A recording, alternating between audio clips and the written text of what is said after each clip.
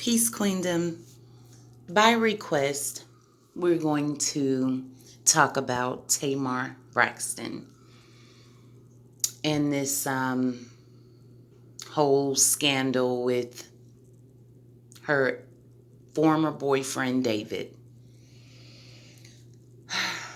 Um, First, I want to start here. I'm not making excuses for Tamar, but I think it's important that in order for us to make our assumptions or draw more accurate conclusions, we need to look at the entire picture. And do you guys remember when Tamar was on the show Ileana Fix My Life? You remember when the entire Braxton family was on that show? It came out at that time that Tamar had told her family that she was molested as a child. So it supposedly came out on the Braxton's Family Show, but it wasn't aired. And then it came up on Ileana's show, Fix My Life. The reason why that's important to think about is because everyone process trauma differently. So if you are already kind of intellectually immature, there's and not all children are that way, but Tamar probably was that way. She probably was that way. So when you're already intellectually immature and then trauma occurs, it will stunt your growth. And so I think that it stunted her growth intellectually, socially, and emotionally. I was really shocked to find out, a few years ago that Tamar was her age. You know, um, the lady is 43 today, but I just the way that she behaved, and she looked young too. She looked younger then, but just the way that she behaved on that alone, I always thought she was much younger. And so I was real shocked a few years ago when I used to watch the family, um, the the Braxton show,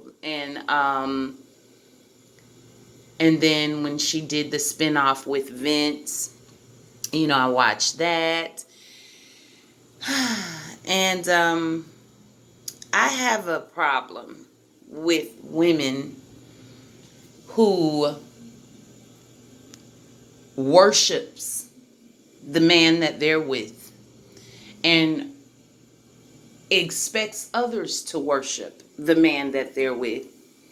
And then when they come to an end of the relationship, they begin to expose that man, or try to expose and damage that same man that they wanted everyone else to worship and praise. I have a problem with that. And a lot of women do that. If you could be quiet for years in a marriage and not disclose abuse, then when it ends, you need to keep that same energy. That, like, it doesn't matter anyway now. If it's over with, why do you have to now tear down that person that you demanded everybody respect when you was with him, and now that you're not with him, you want to get a paintbrush and just smear them and their character with you know what. I'm trying not to curse. Now, let's talk about Tamar and David. We saw, if you are a true Braxton family value fan, if you watched Tamar and Vince's show, then you know that Tamar idolizes whatever man she is with at the time, and she wants everyone else to idolize them. And Tamar is very provoking. So we saw her be that way with Vince. And Vince would try to exhibit the most patience that anyone could. And she just would just keep pushing and just keep pushing buttons. She is provoking. Okay. We saw that with her and Vince. And, the loud, over the top, everything is all about me. It wasn't convincing when it ended, and now she wanted to become a victim. I do not think that there's ever a reason for a man to abuse a woman or a woman to abuse a man unless, you're protecting yourself. But just in a relationship sense, you have to get out of it. There's no need to try to abuse each other. Just get out of it. That's it. So I don't think, I hear a lot of people say, I wonder what she did to make him do this. That is crazy. There's nothing that, even as provoking as Tamar is, there's never an excuse as to why a man, an able-bodied man, could see if he was visually impaired or in a wheelchair or something, but an able-bodied man that can get away should get away. That's it. There's no excuse for him to just sit there and let someone provoke him into anger to where he's going to harm that woman, and vice versa. Same applies to a woman. You're able-bodied, just walk away. No excuse. Just because you're a woman does not give you the right to just slap a man, just punch him. It doesn't work like that. There's some men that you hit them, they're going to hit you back, okay? And then the woman gets to cry victim and play victim. We've got to stop that. We really have to do away with that. It's not right either way it goes. But going back to how provoking we know Tamar is,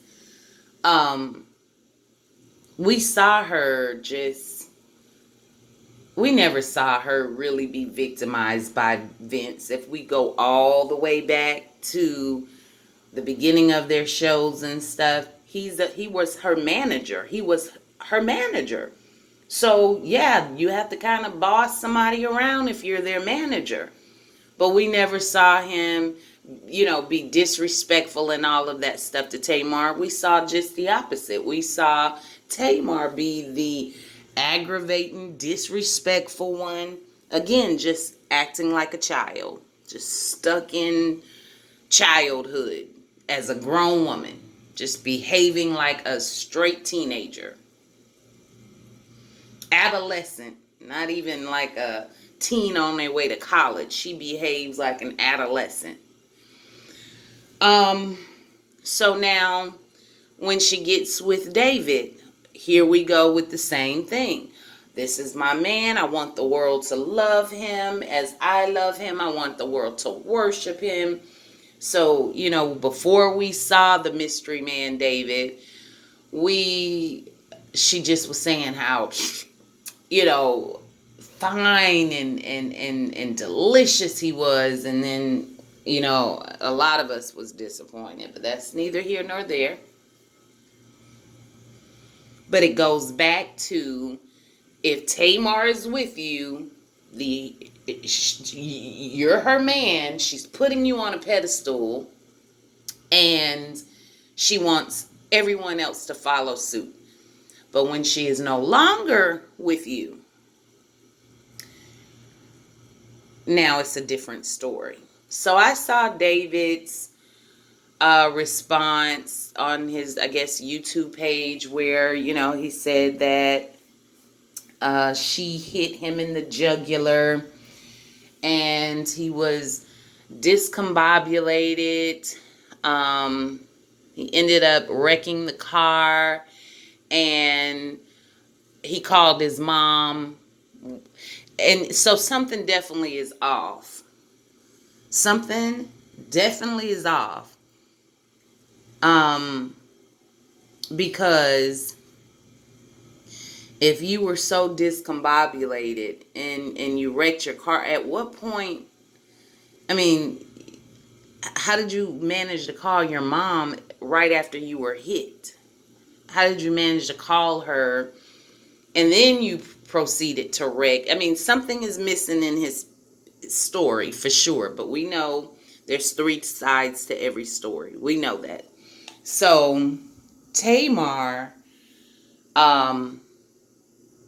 told, I don't want to get his name wrong, but he's a blogger, and Jason, I think it's Jason. So Tamar told Jason in a text and sent a picture of where, it was her thumb, supposedly David's thumbprint on her arm. And her version of the story was quite different.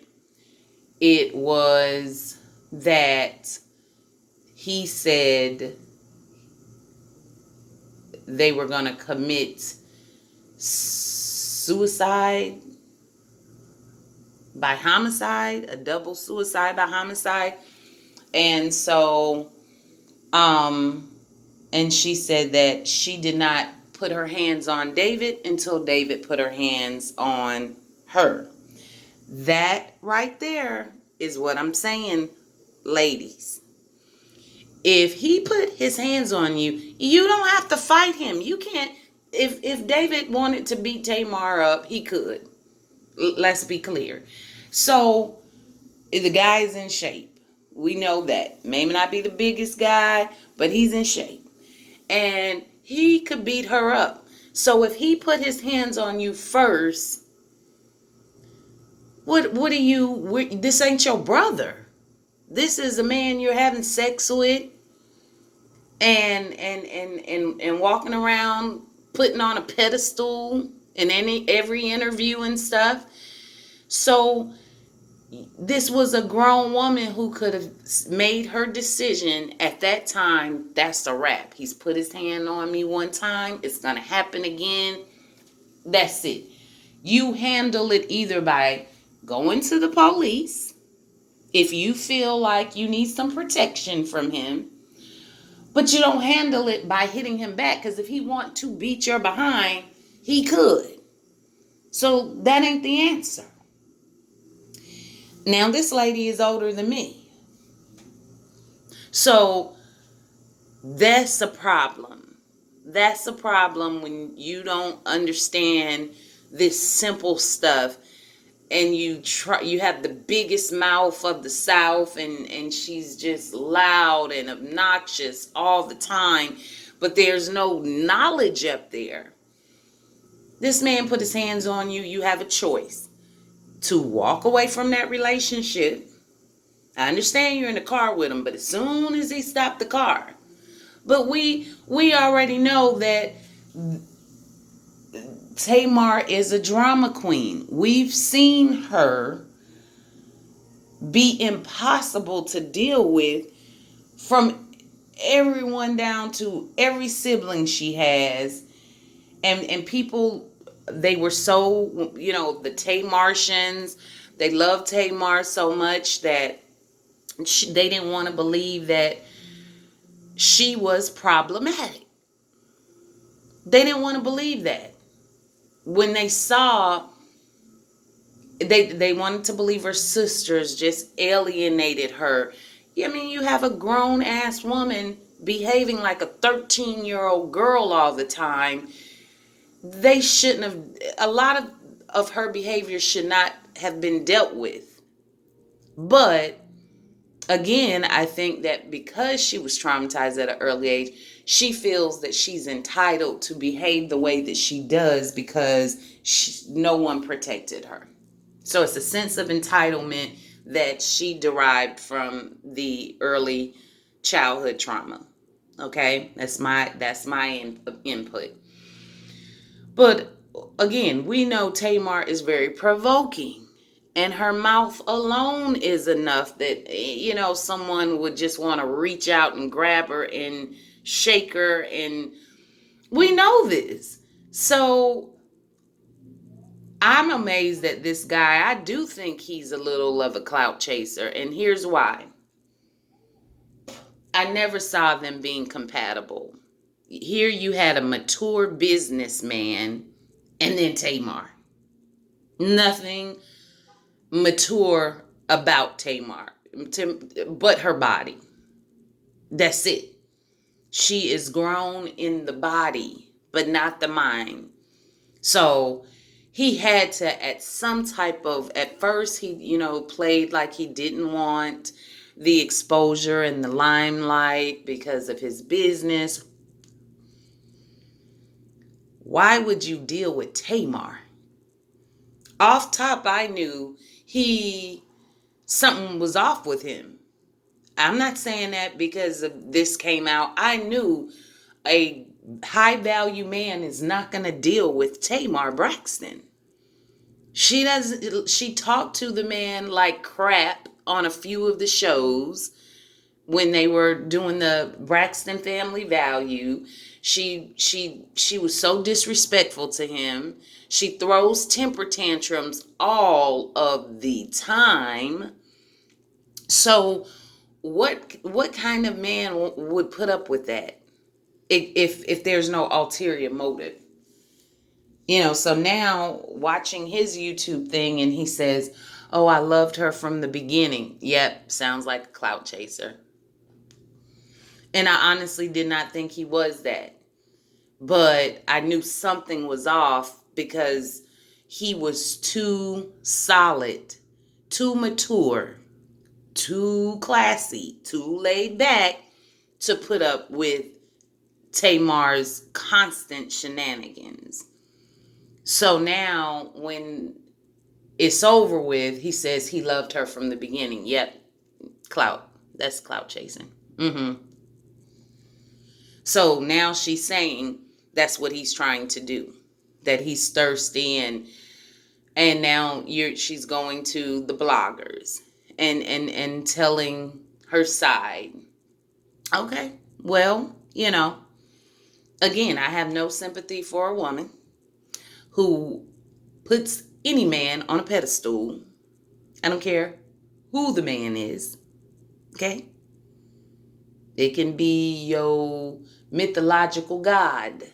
That's a man. I don't care who the man is. I have no respect for any woman who puts a man on a pedestal. Because that's foolish. And it just shows a lack of intelligence. And so if everything is perfect and you're going on interview after interview bragging about how perfect this guy is, then you, as an adult woman of your age, you should knew something was wrong. Like, ain't nobody's perfect. But in every interview, she's idolizing him and she wants the world to idolize. Now that it's over, oh, he was controlling and he was clout chasing. Okay. I can buy the clout chasing thing. Because it never made sense to me why he would deal with Tamar. It didn't look right from the start. Like that's like dealing with a 14-year-old girl in a grown woman's body. That's dealing with Tamar. Tamar is probably never going to grow up if she hasn't chosen to grow up by now. You know, she's probably not going to grow up. Okay, so it it was crazy, and she jumped right out of a relationship with Vince, right into a serious, full-blown relationship with someone else. How was you so madly in love with Vince, and he was so perfect and so everything, and how does that go to you're over him just like that, and you're into a very serious relationship with the next person? Which brings me to my conclusion. And I say it all the time, and if you listen to me, you know that I talk about this. It's so played out for women to get their validation from a man. In 2020, this really, that's a thing of old. That's a thing of yesteryear. It never should have been done, but I understand that we created some things, society, not we, because I didn't do it, but society, put stigmas on being single, and even, when someone wants to, when a toxic man wants to insult a woman, he'll say, and black men love to do this. Well, that's why you ain't got no man now. A man is not hard to get, ladies. Now, a high value man is another story. But just having a man, it's not hard. It is nothing hard about it. I've had a few, and I can tell you, it's nothing hard. Having one that is respectable, and I knew that it was fishy with this David guy, because I knew you can't be with Tamar and respect yourself, because she embarrassed the guy and chastised the guy on television with cameras around, and told him what to say and what not to say, and how to talk, and so how could he respect himself and be with someone like Tamar in the first place? So something wasn't clicking there for me. They were not a match. You could just see it. And opposites do attract. But no man that respects himself is going to be with a woman as disrespectful as Tamar Braxton. She has too many temper tantrums, too many kid outbursts for a grown woman. And if she does all of that in public, in front of cameras and her family, what the hell do you think Tamar do behind closed doors? So I'm not going to buy this whole victim narrative. I'm not going to buy it. If the keep the same energy. If you wanted the world to worship your boyfriend of years, then don't try to dirt his name up now that it's over with. The man got a restraining order against her, and good for her, because if he abused you and you wasn't going to say anything until he said something, then that means that's exactly the kind of relationship you want it to be in. What women have to understand, and what men have to understand, what people have to understand, some women like abuse, y'all. It'll blow your mind, but it's the truth. I've seen it. Some women don't think a man cares about her unless he choke her out from time to time, slap her, rough her up, rape her in the bedroom from time to time. Some women, that's their kinky thing that they're into. They don't want a man that respects them. They want a man that they feel is dominant and they can submit to, and um and then, like I said, if necessary, rough them up. So if she wasn't going to say anything about the thumbprint, why did you wait until he came forward? Why did you wait until he came forward? Because you're full of shit. You would still be with that man if he wanted to be with you. That wasn't the end of the relationship for you. But he was done with you because he's tired of your bullshit. So now you want to turn around and pretend, play the victim card, because unfortunately, women are allowed to do that too much. There was a time women really, really were victims of domestic abuse and domestic violence. But for the last at least 20 years, they have there are measures in place in the United States of America where you can get the hell away. They have shelters in neighborhoods in every state in the United States of America where you can get away to safety, start your life over if necessary.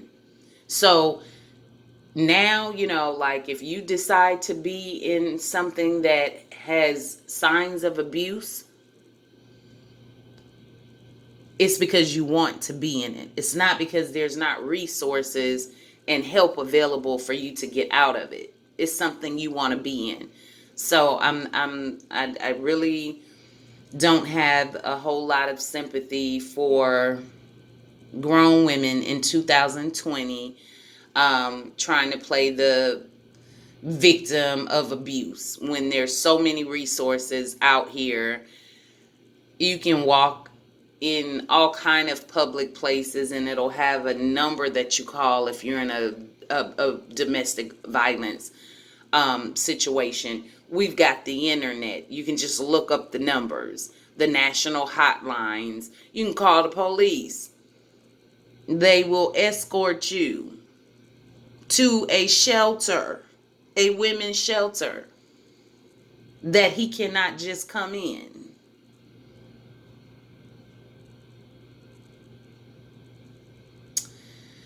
And he won't know where you're at. The police takes you there. Okay? So, yeah. That's all I have about that. Tamar, now it's going to be, she gets to play the victim once again. And, this is, at what point are we going to say Tamar has problems? It was Vince. And because he's the guy, he had to eat it. He had to take it like, everybody dogging him out, and poor Tamar at the end of their relationship. Now, here we go with this David guy, and she's going to try to do the same thing. Oh, yeah, he was perfect, and then all of a sudden, he just flipped. Well, you did the same thing with Vince, Yeah, Tamar is the problem. Tamar has no business being in a relationship. She has to grow up. If you're 43 with the emotional intellect of a 13, 14-year-old girl, the hell are you even, girl, it ain't that serious. What are you trying to get in relationships for? You need to grow up. You need lots and lots of therapy, lots and lots of counseling, and stop putting your faith in men. Y'all have a good day.